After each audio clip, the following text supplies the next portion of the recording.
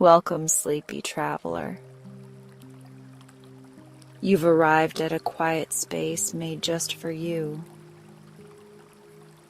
My name is Valarie, and I am here to guide you gently into rest, to help ease your mind, soften your body, and drift you toward a peaceful, uninterrupted sleep. Whether your day was long or your thoughts feel a little too loud tonight, let this be your permission to slow down, to breathe, and to simply be. There's nothing more to do now. Just allow my voice to be your guide as we begin this gentle journey toward deep, nourishing rest. If you're new here, subscribe for sleep content like this, and like this video if you find it enjoyable.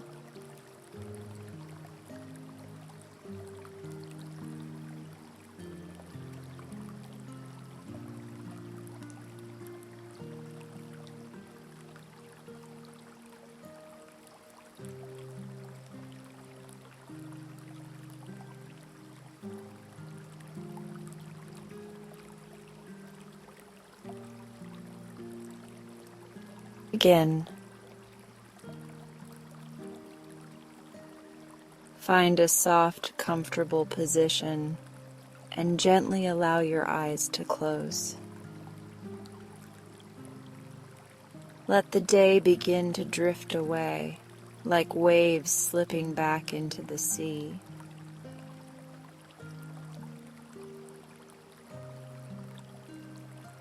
You've arrived at this quiet moment, a gentle pause made just for you. There is nothing you need to do right now. No more tasks, no more to-dos, just the slow unfolding of rest.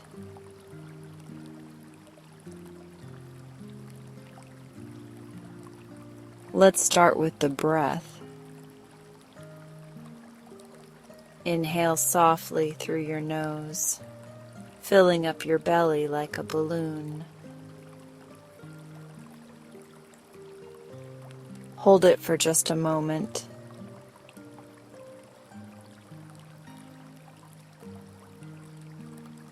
And then exhale slowly through your mouth, letting everything go. Breathe in calm. Breathe out tension.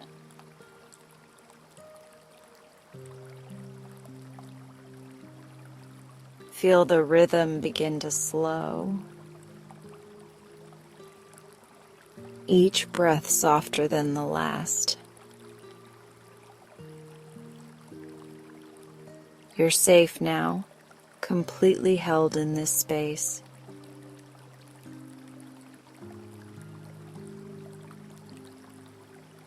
There's no place you need to be. No pressure to feel a certain way. Just your breath and this moment.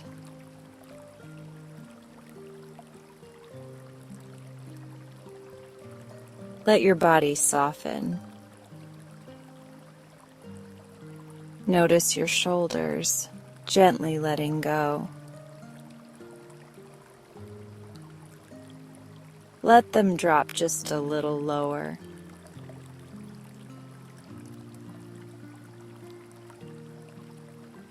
Soften your jaw. Release the tension behind your eyes.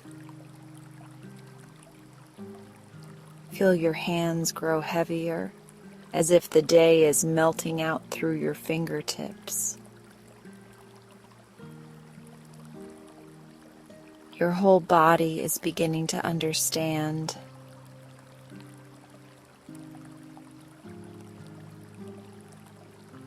It's time to rest. Time to return to stillness. to let yourself be wrapped in peace.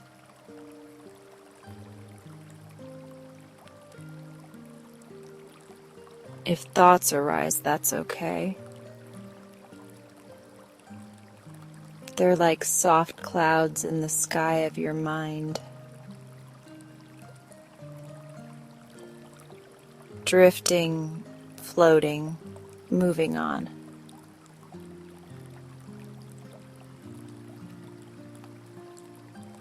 You don't have to chase them. Just notice them and come back to your breath. This breath, right here, is your anchor.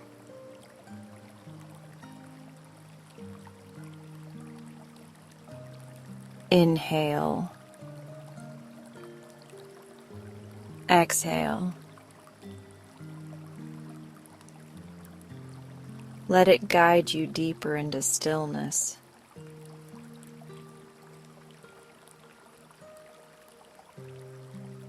The bed beneath you is warm and safe. Feel how it supports your body completely. Like a gentle cloud that knows just how to hold you.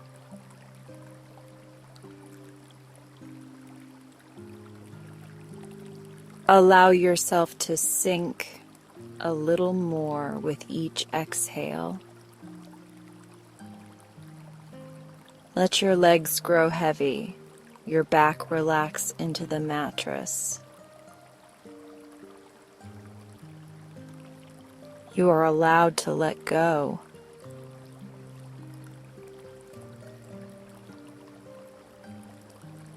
To release the weight of everything you've been carrying. This is your time now. A sacred pause between all the doing terrain where you simply are.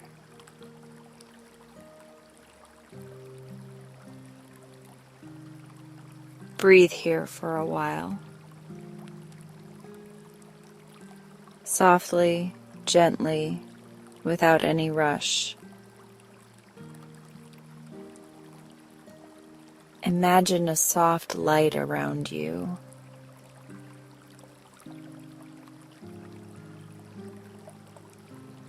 Like moonlight, warm and comforting. It wraps around your body, your heart, your thoughts. This light is here to keep you safe tonight.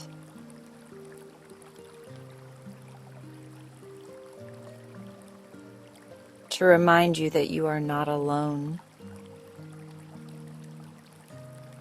As you lie here, feel the quietness grow.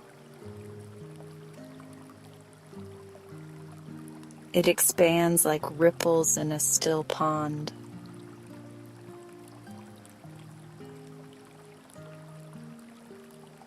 One breath at a time. You're sinking deeper into calm, deeper into the softness of night.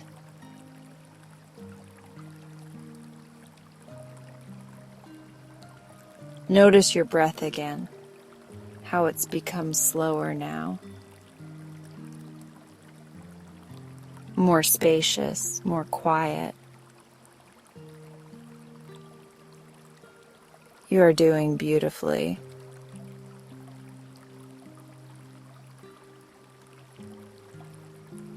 There is no wrong way to rest. Even if your mind still chatters, you are already on your way to sleep.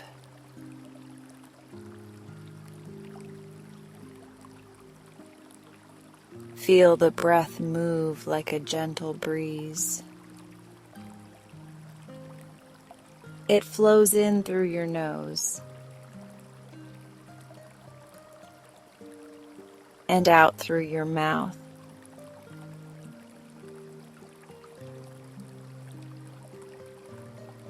With every exhale, release one tiny thread of the day. Let go of worries.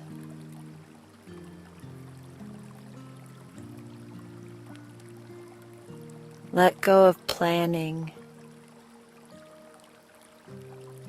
Let go of the need to be anywhere else. You are exactly where you are meant to be.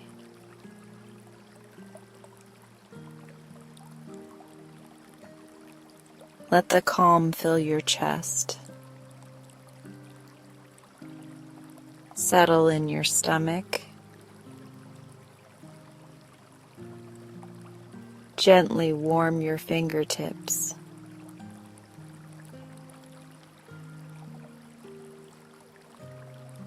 It's okay if sleep hasn't come yet. Your body is still finding its rhythm, still finding its way home.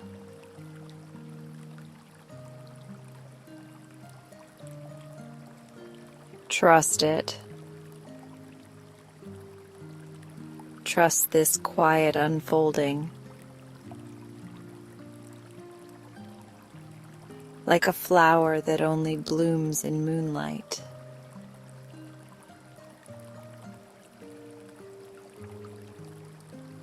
Let yourself bloom into rest. Feel the heaviness begin to pull you deeper. Like soft sand beneath your feet, drawing you downward.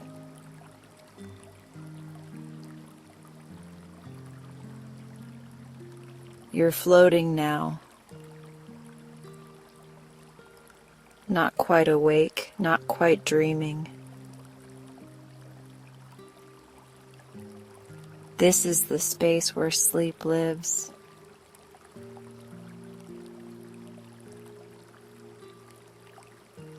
It welcomes you with open arms. There is no hurry. No finish line.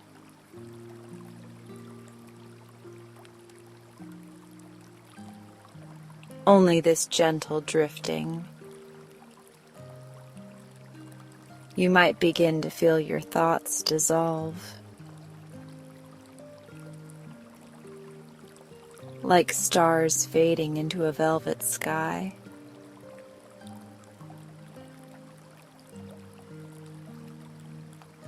Each one letting go, making room for dreaming.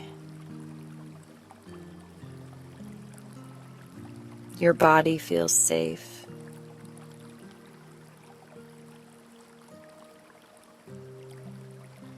Your breath feels natural.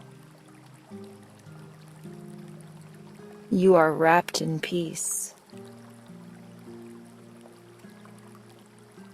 surrounded by stillness.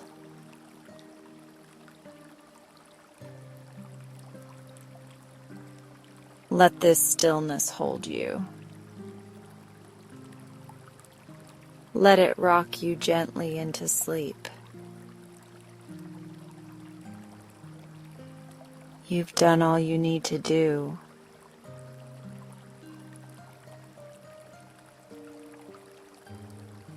Now your only job is to rest.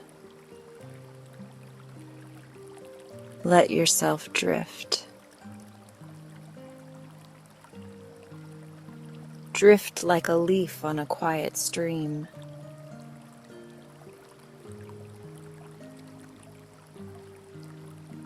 The current is soft. It carries you nowhere and everywhere. You are safe in its arms.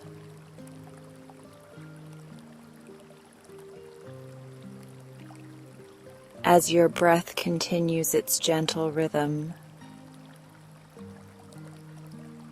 Imagine a warm glow in your chest, a soft golden light that pulses gently with each breath.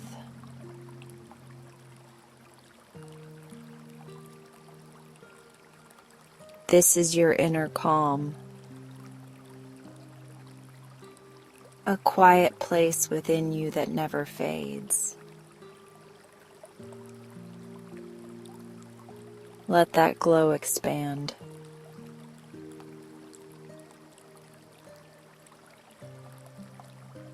Spreading warmth through your ribs, your spine, your arms, all the way down to your toes. You are glowing with rest.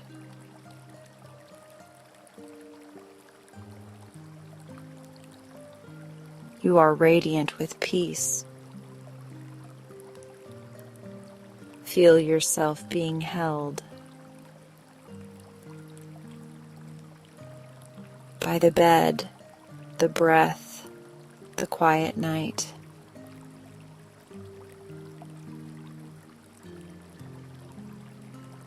The world is slowed just for you.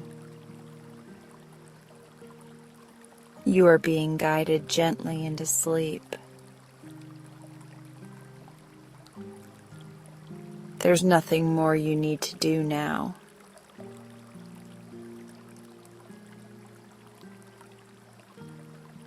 Everything has been taken care of.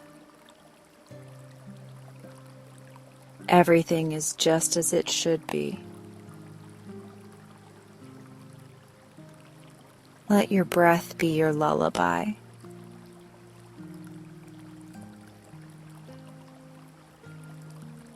Let the night sing you softly into dreams. You may begin to feel that subtle shift. That moment where the body lets go completely.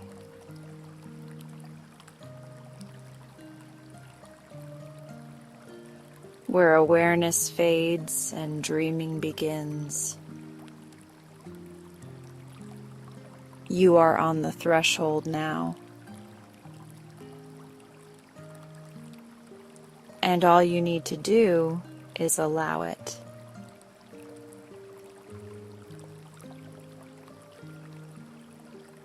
Let the story take over.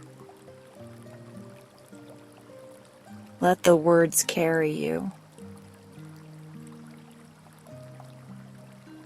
Let the hush wrap around you like velvet.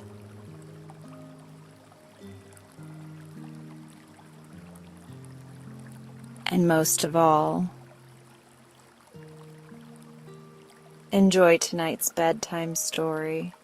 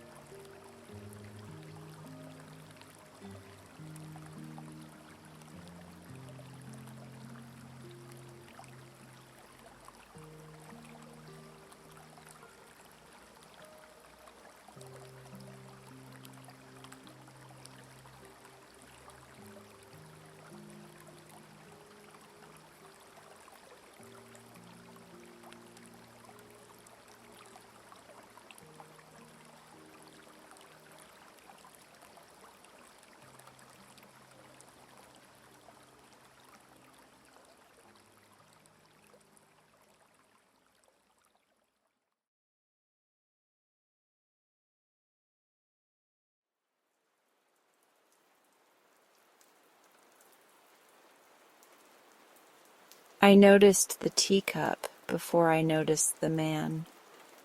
It was delicate and out of place in my little cafe. Porcelain so thin I could almost see the light passing through it, with faint bluebirds flying along the rim. It wasn't one of mine. My mugs were sturdy and mismatched, chipped from years of service. This cup was a whisper from another world, and the man holding it cradled it as if a single careless gesture might shatter both it and himself.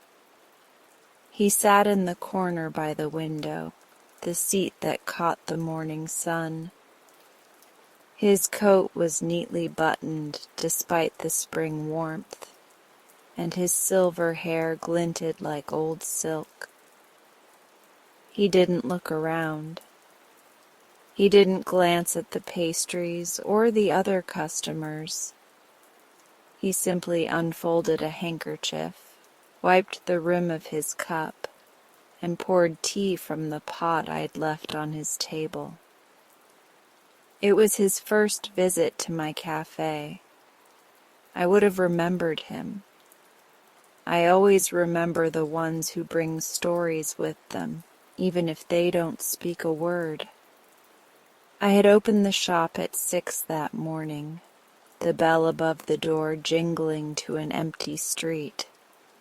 By 8, the usual rhythm of regulars had started, the construction workers with their strong coffee, the young mother with her stroller and blueberry muffin, the high schoolers who pretended they liked tea but only wanted free Wi-Fi.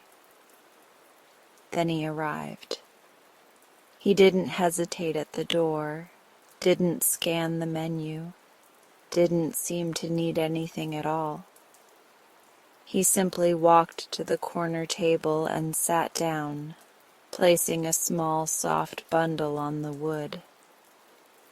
With the care of a ritual, he unwrapped the bundle to reveal the teacup with bluebirds. I brewed him a pot of Earl Grey without being asked. He nodded when I set it down, but said nothing. I wanted to ask about the cup. Of course I did. That's the kind of curiosity that drives someone to own a little cafe like mine. But there was a weight around him, like a room where someone is still asleep. You don't burst in and startle the silence. So I just watched. He raised the cup to his lips with a slight tremor in his hand. For a second he closed his eyes, and then, just as quickly, he opened them and set the cup back down as if nothing had happened. The bluebirds along the rim seemed to be flying in a circle, chasing something invisible. He came every day that week, always the same: corner table, own teacup, Earl Grey, silence. I learned to prepare his pot the moment I saw him step off the curb outside, walking with that careful, measured pace of someone who is still proud of his balance. He always nodded his thanks, but didn't speak. Sometimes he lingered for an hour, staring out the window at the slow drift of town life, the passing dogs and buses, the occasional burst of laughter from the street. And sometimes, especially in those quiet pauses when the cafe emptied between the breakfast and lunch crowds, I swore I could feel his story pressing at the edges of the room.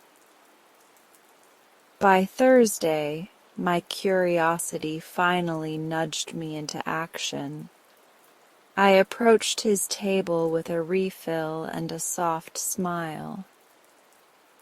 "Beautiful cup," I said, keeping my voice gentle. He looked up, surprised. His eyes were a faded blue, watery but sharp.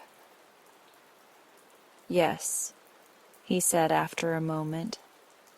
His voice was low and careful, like it hadn't been used in days. "The bluebirds," I added. "They're lovely. I've never seen a teacup quite like it." He ran a thumb along the rim. "No, you wouldn't have." I hesitated. "Family piece?" His gaze drifted to the window. "Something like that." I didn't push. I just topped off his tea and left him to his silence. But my mind wandered long after. Something about the way he touched that cup. It wasn't just possession. It was memory, almost reverence. On Friday, as I wiped down tables after the lunch rush, I noticed he was still there. A soft rain had begun to patter against the window, turning the street outside to watercolor. His hand rested on the table, not on the cup this time, but beside it, as though he were holding an invisible hand. I took a deep breath and approached again.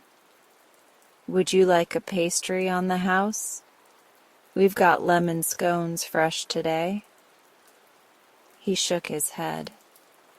"Thank you, but no." His eyes flicked to the cup, then back to the rain.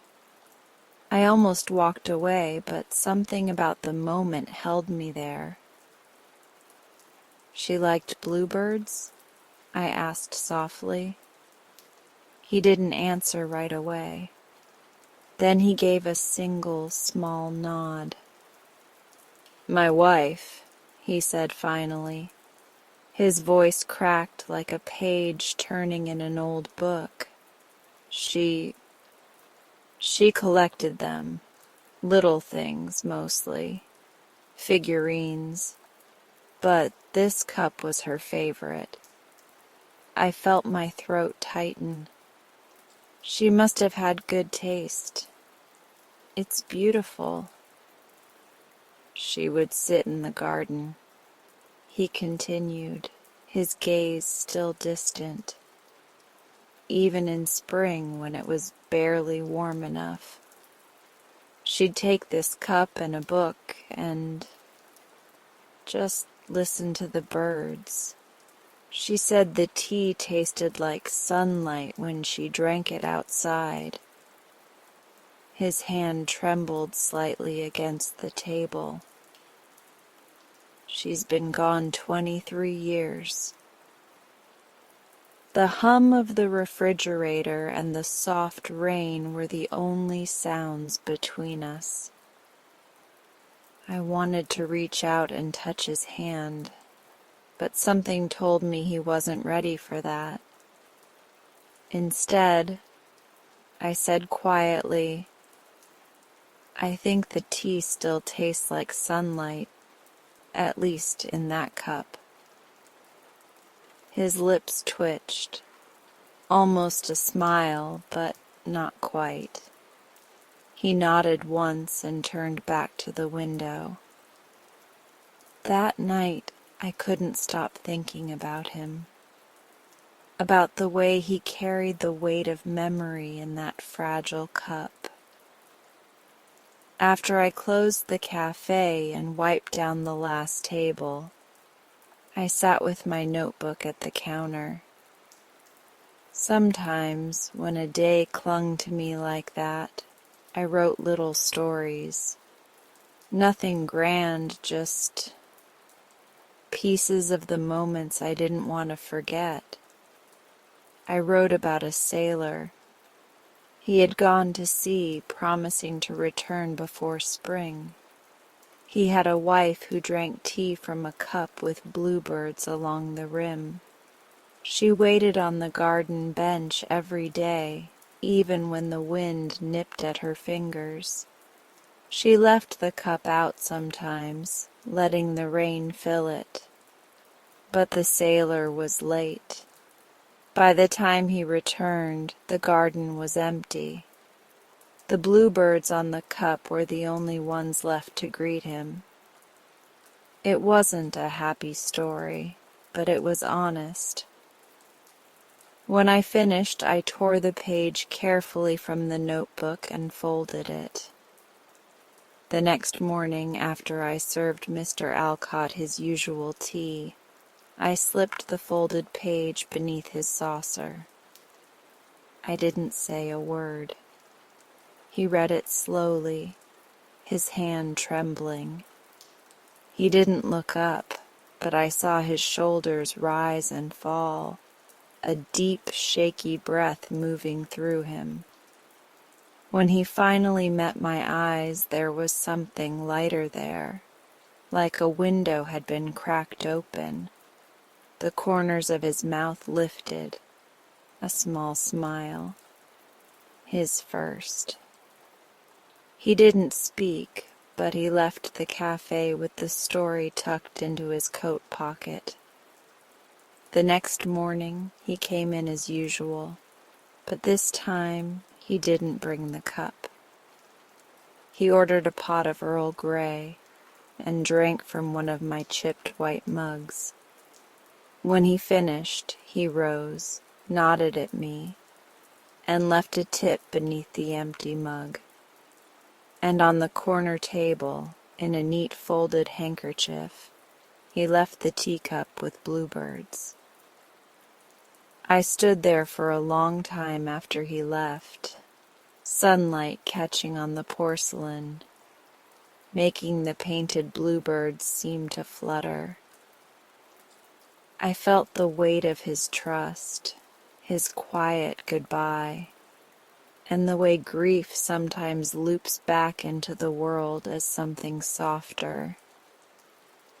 I placed the cup on the shelf behind the counter, where the morning light could touch it, and whispered a thank you to the empty room.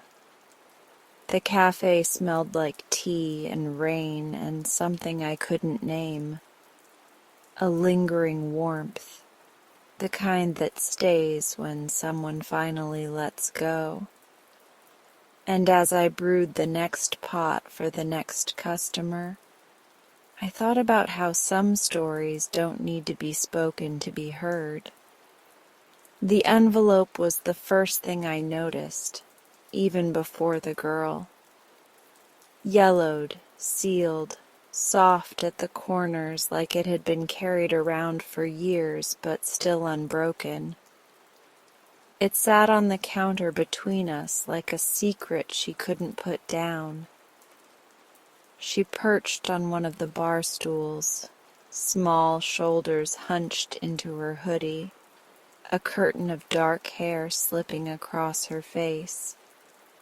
Her hands were tight around the envelope, thumbs brushing its edges like she was memorizing its shape. "Hot cocoa?" I asked, my voice gentle. She nodded without looking up.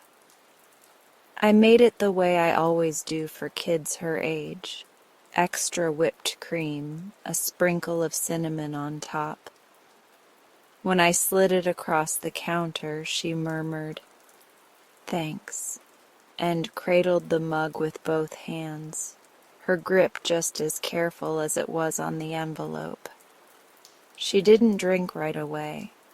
She just stared at the swirl of cream, then back to the envelope. I've learned to recognize the weight of silence in my cafe. There's the light silence of a bookworm lost in a novel, the busy silence of someone working on a laptop. And then there's the heavy silence, the kind that clings to a person like rain-soaked clothes. This girl was carrying the last kind. She started coming in every afternoon after school, always alone, always at the bar, always with the envelope. It never left her hand for long. Sometimes she set it down next to her cocoa, her fingers drumming lightly on the counter as if she were trying to coax courage into her bones. But she never opened it.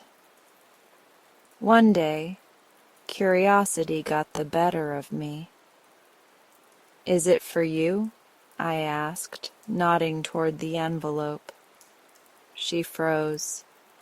Her fingers tightened. "Yeah," she said finally, voice almost a whisper. I waited, but she didn't elaborate. So I just nodded, wiped down a clean section of the counter that didn't need it, and said, "Must be something important." Her eyes flicked up to mine for the first time. They were sharp, wary, a little wounded. I don't know. We left it there. I started noticing her patterns, the little details that said more than words. She never touched the whipped cream until it started to melt, like she didn't believe she deserved the treat until it had dulled a little. She always traced the edge of the envelope with her thumb in slow, absent circles. And sometimes, if she thought no one was looking, she'd press the envelope to her chest for a second, like it was equal parts comfort and burden. The other regulars noticed her too, but in the way people notice clouds passing over the sun, quietly, without comment. One slow afternoon, the cafe nearly empty, I set a plate of cookies in front of her. "On the house," I said. "Baker's choice." She hesitated. "Why?" "Because sometimes we all need something sweet to hold us over." A faint smile tugged at the corner of her mouth, so brief I almost doubted it had happened. That night, after closing, I found myself thinking about the envelope as I wiped down the counter, about the way she clutched it, as if opening it might change everything, and maybe not for the better. I imagined the story behind it. In my mind, the letter was from a mother who had left, not with anger, but with sorrow. A mother who had written a goodbye she couldn't say aloud, sealing it with trembling hands, unable to face the eyes that looked too much like hers. And the girl, Lily, I'd learned her name from the debit card she used once, carried that silence like a stone in her pocket. Maybe she thought the letter would answer the questions that kept her up at night. Or maybe she was afraid it would confirm them. I opened my notebook and began to write. Because that's what I do when someone's unspoken story lingers in my cafe. The tale I wrote was about a girl with a letter. She carried it everywhere but never opened it. Not on the bus, not in her room at night, not even on the mornings when she almost convinced herself she was ready. The letter seemed to hum in her hands, full of words she might never be able to unhear. She thought the answer to her aching heart was trapped inside. But one day the girl realized that opening the letter wasn't the only way forward. She sat down at a small desk by a window, picked up a pen, and wrote her own letter. Not to the person who had left, but to herself. A letter full of the words she needed most. I am here. I am enough. I can choose how this story goes. She didn't need to open the old letter to start living again. She just needed to write her own. The next day, I served Lily her cocoa and slid the folded story under her saucer. She frowned, curious, and unfolded the paper. Her eyes scanned the page slowly, her lips pressing together at first, then softening. She read it twice, maybe 3 times, then slipped it into her hoodie pocket without a word. That was enough. The following afternoon she came in with something new. A pen. She sat at the bar as usual, envelope beside her, cocoa steaming in front of her. But this time her fingers tapped the pen instead of tracing the envelope. I pretended not to watch too closely as she eventually took a deep breath, uncapped the pen, and pulled a napkin toward her. The first words she wrote were small and wobbly, but once they started, they didn't stop. She didn't open the envelope that day, but she wrote. And in the soft hum of my cafe, with the smell of cocoa and cinnamon in the air, I felt the weight of a secret begin to lift, not from me, but from a girl brave enough to start her own story. I heard him before I saw him. The doorbell above the cafe jingled, and in rolled a low hum of music, not from the radio, but from the man himself.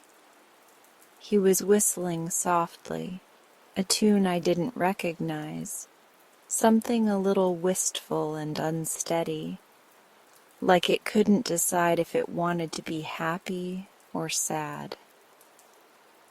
He stepped inside with a guitar strapped across his back and a kind of restless energy that seemed to ripple off his shoulders.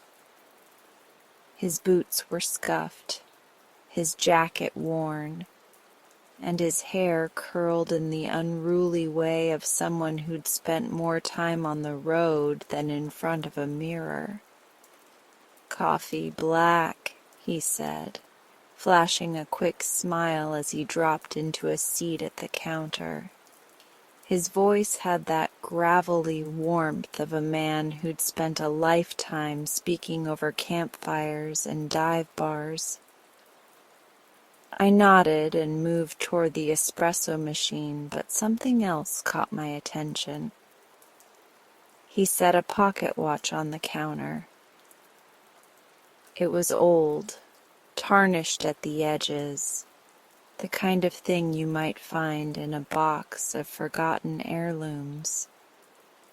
But the strangest part, the part that made me freeze mid-step, was the second hand. It was ticking backward. "Your watch is unusual," I said as I slid the coffee toward him. He grinned, leaning back on the stool. "Yeah, she's got her own rhythm." I couldn't help but watch it, mesmerized by the smooth reverse sweep of the second hand. "Does it actually tell the time?" "Depends on which way you're looking at it," he said, his tone light but with something heavier beneath it. He lifted the coffee to his lips, wincing slightly at the heat, and then started drumming his fingers on the counter in a rhythm that matched neither the watch nor the soft jazz playing in the background. I'd been running this cafe long enough to recognize a man with a story he wasn't ready to spill. Over the next hour, he hummed more than he spoke, strumming his fingers on the counter or quietly tapping his foot.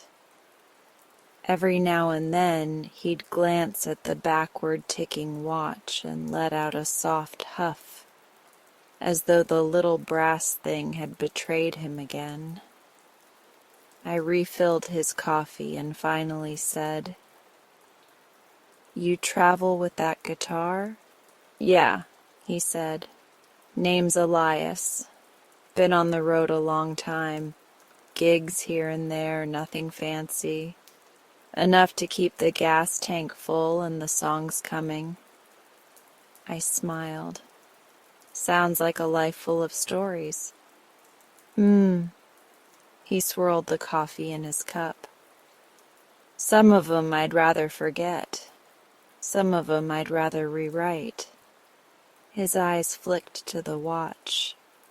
I didn't ask right away, but my curiosity was already bubbling over. "And that's what the watch is for?" I asked lightly. "Rewriting?" He smirked, but it didn't reach his eyes. "Something like that. Picked it up from a pawn shop in Tulsa years ago. Guy told me it was magic. Said it could make time go back if you listened hard enough. And I'm still listening." He gave a small, self-deprecating laugh, but the way his fingers tightened around the watch told me he wasn't just joking. He became a semi-regular for a week or two, showing up at odd hours, never staying long. Sometimes he carried the guitar like a shield, and other times he'd rested in the chair beside him like an old friend. Between sips of coffee, I caught pieces of his story in the spaces between words. A song about a woman with a laugh like wind chimes. A muttered comment about one wrong night in Dallas. a moment where he stared at the watch for so long I thought he'd slipped out of time entirely. I started to piece it together, not the details, but the feeling. Regret sat on him like an extra layer of clothing, heavy and unshakable. One quiet evening after the cafe emptied, he stayed behind, strumming softly on the guitar. The melody curled through the air, tender and aching. "You ever wish you could undo something?" he asked suddenly, eyes still on his strings. I leaned against the counter. "I think everyone does. But if we could really undo things, would we still be the same people afterward?" He stopped playing, and the silence rang louder than the music. Maybe that's the point. I wanted to tell him that life wasn't just a string of mistakes. It was also a string of chances to make things right. But I didn't know his story yet. Instead, I said, "Sometimes mending is better than undoing. You keep the lesson, not the wound." He looked up at me startled, then laughed softly. "You write that down somewhere. Sounds like a lyric." That night, after he left, I pulled out my notebook. I wrote a story about a man who carried a backward ticking watch, certain that if he wound it just right, time would reverse. He thought he could walk into yesterday, fix the word he'd said wrong, the door he'd slammed, the song he'd left unsung. But when he finally listened close enough, he realized the watch was never moving backward. It was winding him forward, urging him to return to the people he'd hurt, to the life he'd left waiting. He couldn't change the past, but he could stitch something new into the present. I left the story on his saucer the next morning, folded once. Elias read it without a word. He tapped the page once with his finger, then slipped it into his guitar case. "Fair enough," he murmured. The next day he didn't come in. The day after that, I found an envelope on the counter when I opened the cafe. Inside was a single sheet of handwritten music, neat but slightly smudged, with the title, "For the Cafe That Helps Time Turn Forward." No signature, just a small note at the bottom. "Keep listening. Some clocks only tick if you let 'em." I pinned the music to the corkboard by the register, next to the bluebird teacup and Lily's first scribbled note on a napkin. My cafe had become a home for more than just tea and coffee. It was a place where time softened, where people laid down their stories like loose change. And as I flipped the sign to open for the morning, I realized something quietly miraculous. Even the clocks that tick backward can point you toward tomorrow. It started with a pebble, a single smooth gray stone that appeared in the sugar bowl one Tuesday afternoon, right between the sugar cubes and the tiny silver tongs. I nearly dropped the spoon I was polishing. My cafe isn't the kind of place where strange objects show up in sugar bowls. Bluebird teacups, sealed letters, backward ticking watches. Yes, but a pebble? It was so ordinary, so quiet that it felt deliberate. I glanced around the cafe, and that's when I noticed her. She was sitting by the window, the seat half shadowed by the awning outside. Mid-50s, maybe, with a soft scarf looped around her neck even though the day was warm. She had the kind of posture that spoke of someone who was present in body but traveling somewhere far away in her mind.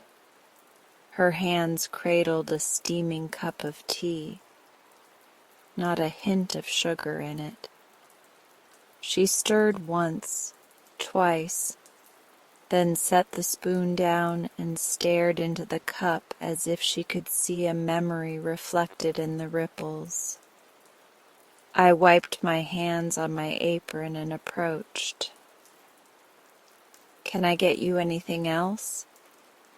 She looked up, startled, and I caught a glimpse of eyes rimmed in quiet sadness. "No," she said softly. "Thank you." Her voice was gentle, like the first words spoken after a long silence. I didn't mention the pebble. Not yet. She came back 2 days later.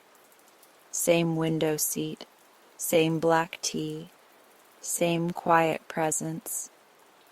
And when I went to clear the table after she left, there was another smooth gray pebble in the sugar bowl. By the third visit, I couldn't contain my curiosity. I waited until she was seated, until she'd performed her little ritual of placing the pebble in the sugar bowl and stirring her tea without ever touching the sugar. Then gently I asked, "That's a beautiful stone." She blinked, her hand pausing on the spoon. "Oh, yes, I suppose it is." "Does it come from somewhere special?" I asked, keeping my tone light. A faint smile ghosted across her lips. "A river." She hesitated, then added, "From a long time ago." Her eyes drifted back to the tea, and I knew that was all I'd get for now. The pebble ritual became part of the cafe's quiet rhythm. Every week, Clara, she'd finally told me her name, came in, ordered her tea, and placed a pebble in the sugar bowl. Each stone was smooth and cool, a soft gray like morning fog over water. I started to imagine the river she must have walked along, the sound of the current carrying away everything unspoken. One slow afternoon, while she stared into her tea and I wiped down the counter, a story began to bloom in my mind. I pictured a woman standing on a riverbank, barefoot in the soft mud.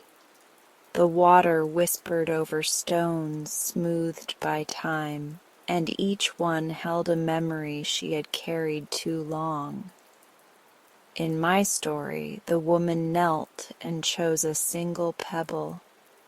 She held it in her palm and felt the weight of her sorrow there. Grief, regret, love that had nowhere to go. She let the river speak to her, and for the first time she didn't turn away from the memory that hurt most. Then she tossed the stone into the current, watching the ripples carry her forgiveness downstream. I wrote the story in my notebook that evening after closing, the smell of coffee and warm wood keeping me company. When I finished, I copied it carefully onto a sheet of cream-colored paper and folded it in half. The next time Clara came in, I served her tea with the note tucked beneath her saucer. I said nothing, just went about wiping tables and arranging scones while my heart fluttered with that strange mix of hope and worry I always feel when I share a story. She noticed the paper halfway through her cup. Her fingers hesitated before unfolding it. Her lips moved silently as she read, eyes tracing each word slowly like following a path back through time. And then her shoulders trembled. She pressed the note to her chest, closed her eyes, and for a long moment just breathed. Tears slipped quietly down her cheeks, catching in the soft fibers of her scarf. I didn't interrupt. Some moments are too sacred for words. When she finally stood to leave, she lingered by the counter. She reached into the sugar bowl, picked up the smooth gray pebble, and pressed it into my hand. Her fingers were warm. "Thank you," she whispered, voice unsteady. Before I could reply, she walked out into the sunlight, leaving the bell above the door to mark her departure. I stood there with the pebble in my palm, feeling its quiet weight, and thought of all the stories stones could carry if they could speak. That evening, I added the pebble to the little collection on my shelf behind the counter. The bluebird teacup, Lily's first napkin note, Elias's sheet music. My cafe had become a home for these fragments of other people's hearts. And holding that stone, I realized something simple and profound. Some memories don't need to be forgotten to heal. Sometimes you just need to place them in a sugar bowl, let someone witness them, and finally let them rest.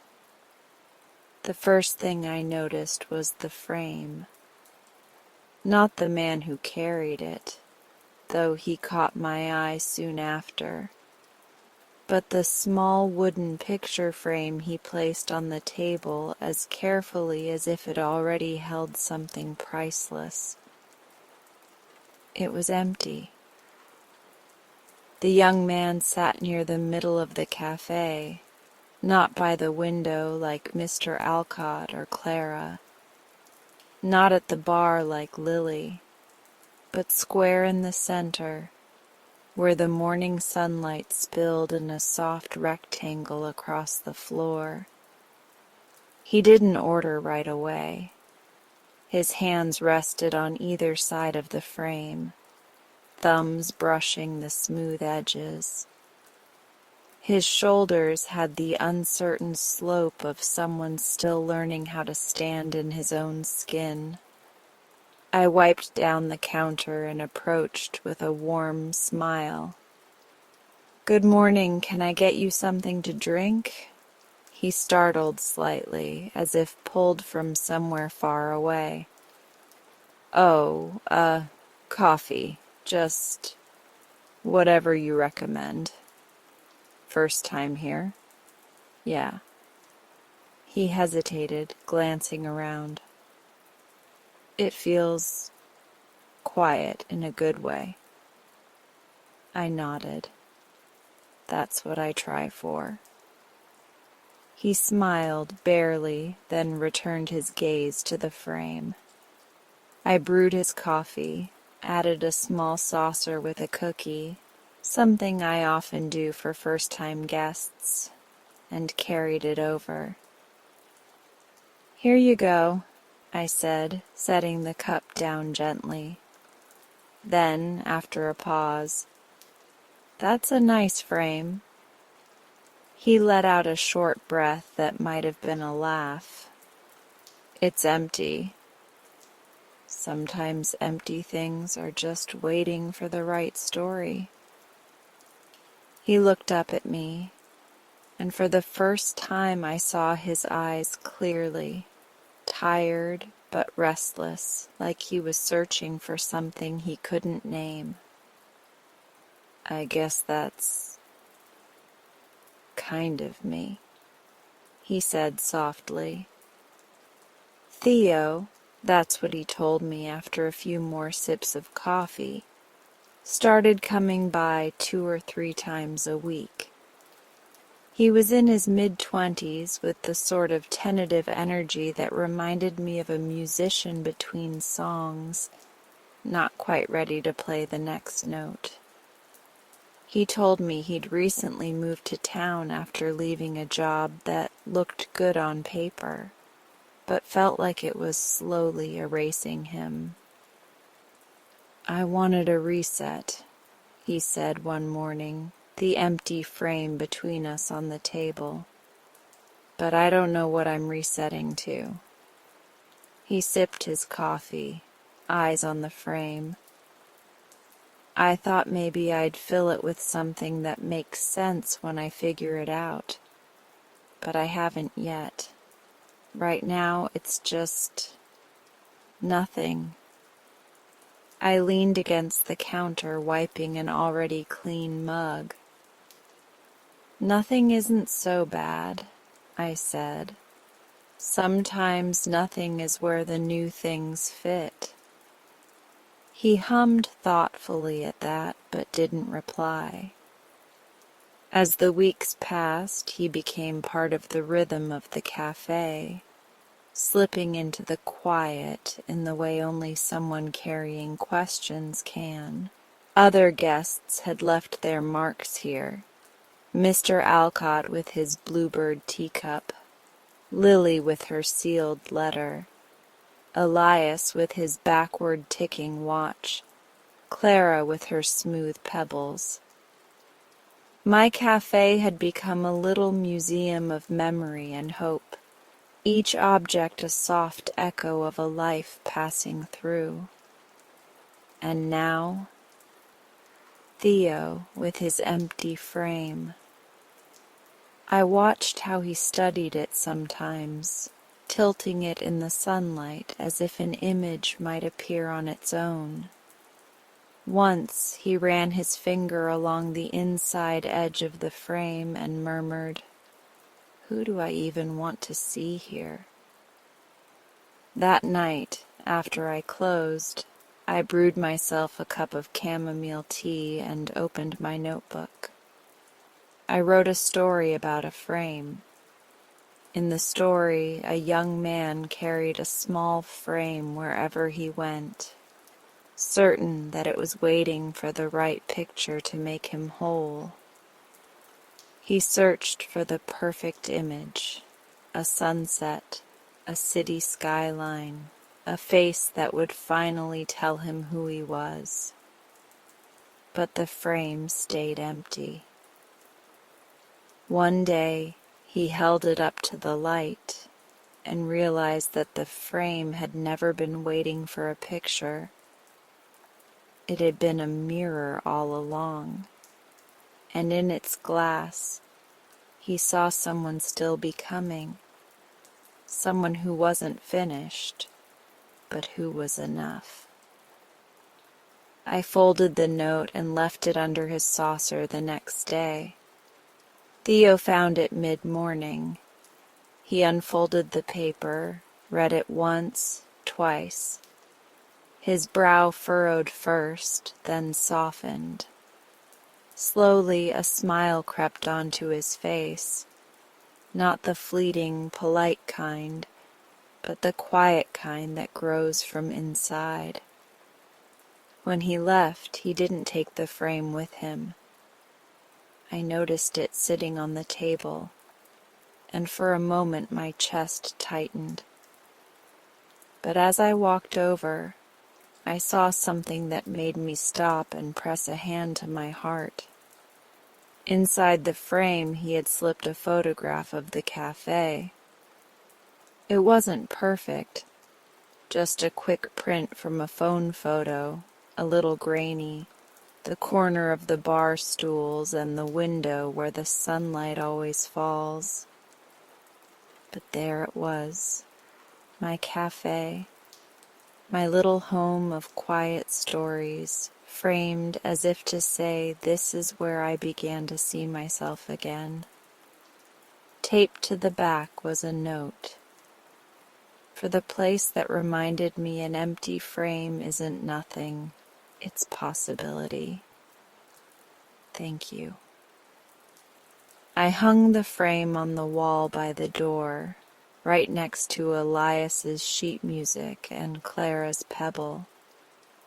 And as the bell jingled for the next customer, I felt the cafe settle into that soft, steady rhythm I'd grown to love.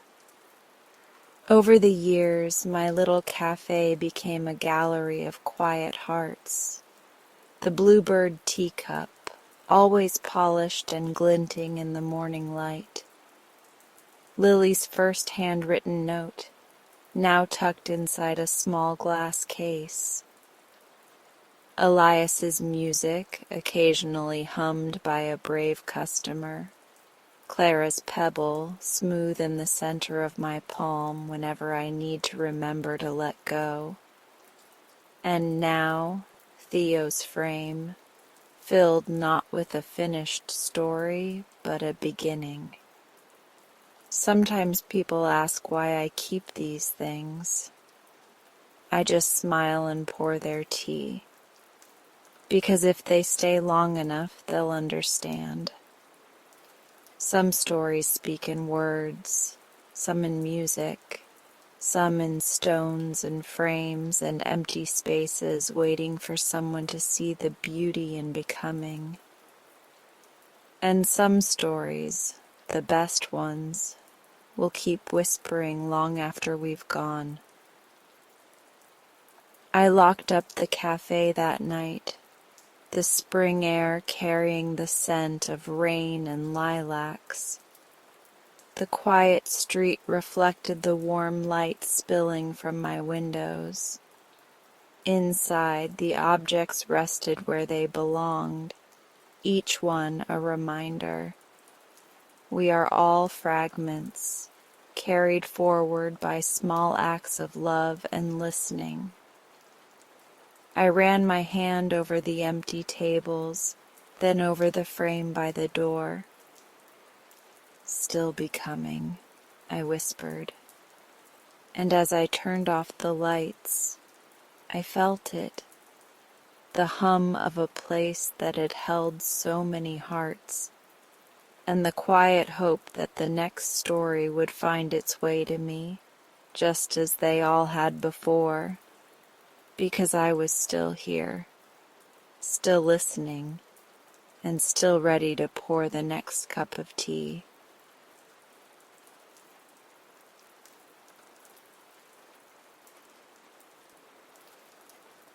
And that ends tonight's meditation. You're welcome to stay for a bit longer if you like. Have a beautiful night. Until next time.